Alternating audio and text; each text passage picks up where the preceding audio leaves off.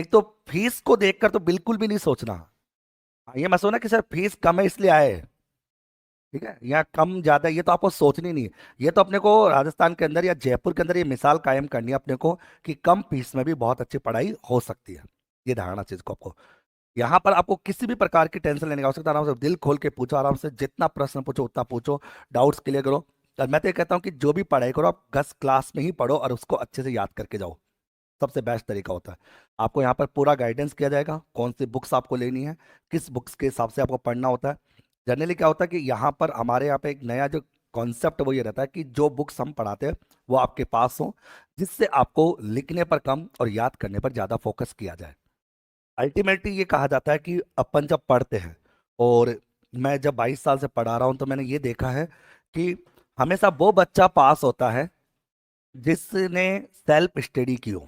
ये ध्यान रखना, कोचिंग्स में पढ़ने वाले बच्चे मुश्किल से 2 या 3% पास होते हैं, मुश्किल से। ये मैं कह रहा हूँ कि कोचिंग में पढ़ने वाले बच्चे 2 या 3% पास होते हैं। फिर आप कहोगे सर ये भी तो कोचिंग है, तो ये कोचिंग नहीं ना है, यहाँ पे इसको अपन कोचिंग होती है, कोचिंग होती है फीस होती है 5,000, 10,000, 15,000। तो ये कोचिंग नहीं है। यहाँ पर आपको सेल्फ स्टडी करने का तरीका बताया जाता है और किस प्रकार से बुक्स को पढ़ा जाता है वो सारी बातें बताई जाती है। ओके, जैसा कि अभी अपन कहें, जैसा मेरे को फील हो रहा है राजस्थान में पशु परिचर एक मिनी रीट सानी होने वाली है। रीट अपने आप बड़ी थी, ये थोड़ी मिनी रीट रहेगी क्योंकि इसमें कम से कम 20-30 साल मतलब कितने लाख फॉर्म भरने वाले हैं। हर कोई फॉर्म भरने वाला है इसमें, ठीक है, कोई बड़ी वाले, हर कोई फॉर्म भरेगा और हर कोई आपको ज्ञान देने की कोशिश करेगा क्योंकि सोशल मीडिया का जमाना है। हर कोई आपको देगा, ठीक है।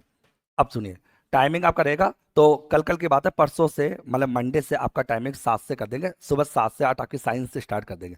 ठीक है, टाइमिंग अपन देंगे, साइंस से स्टार्ट हो जाए, फिर आपके सारे सब्जेक्ट तैयार हो जाएंगे, बस एक और बचेगा पॉलिटी बस। बाकी सारे कंप्लीट चलते रहेंगे धीरे धीरे अपने। ओके, चलिए देखिए, आप सबको बता दूं, इसमें हम आपको जो क्लास 11 से 12 होगी डेली, उसमें आपको राजस्थान की ज्योग्राफी पढ़ाई जाएगी।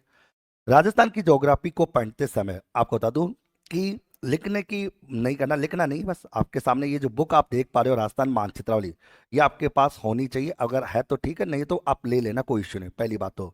दूसरी बड़ी बात है, इस बुक के अंदर आपको पता है भूगोल भी है, अर्थव्यवस्था भी है। भूगोल और अर्थव्यवस्था दोनों हमेशा सिमिलर होती है, एक दूसरे की बहनें होती है।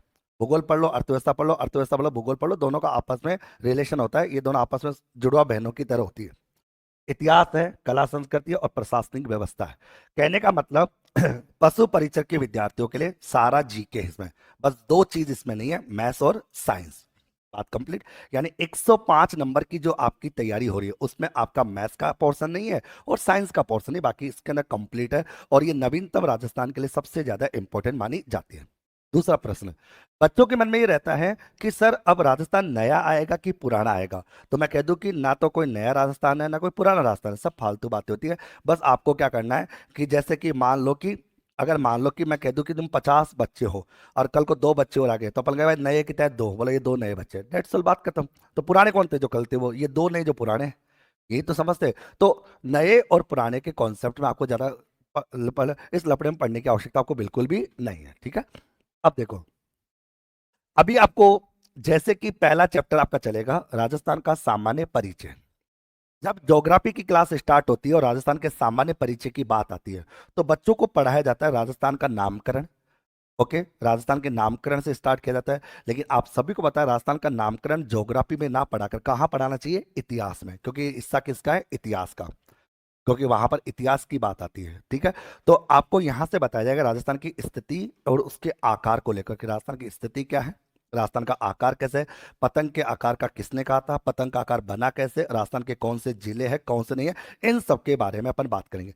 हर एक चैप्टर को पढ़ेंगे और चैप्टर कंप्लीट होते हैं उससे संबंधित सारे इंपॉर्टेंट क्वेश्चन करेंगे जो एग्जामों में पूछे गए। ओके, चलिए अपन